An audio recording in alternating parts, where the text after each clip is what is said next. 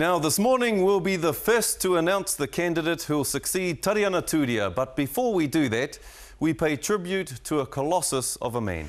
Yes, as the world prepares for the state funeral of Nelson Mandela, we pause to remember the father of a nation, a man of humanity and humility who rose from political prisoner to president.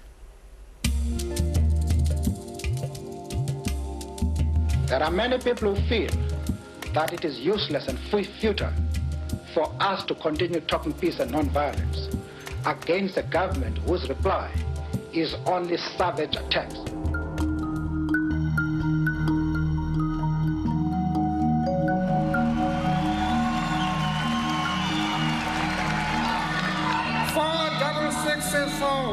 Was my prison number.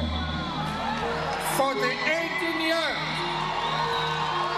that I was imprisoned on Robben Island, I was supposed to be reduced to that number.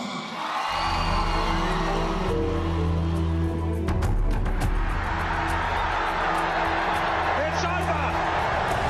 Triumph for the Rainbow Nation!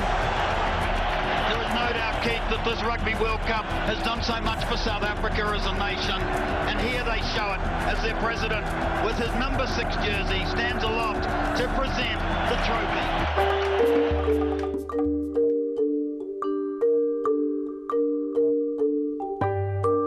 The time for the healing of the wounds has come. The sun shall never set on so glorious a human achievement. Let freedom reign.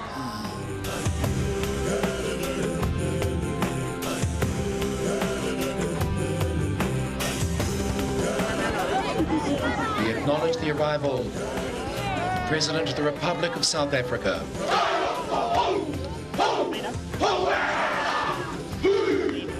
Tena kote, tena kote, katua.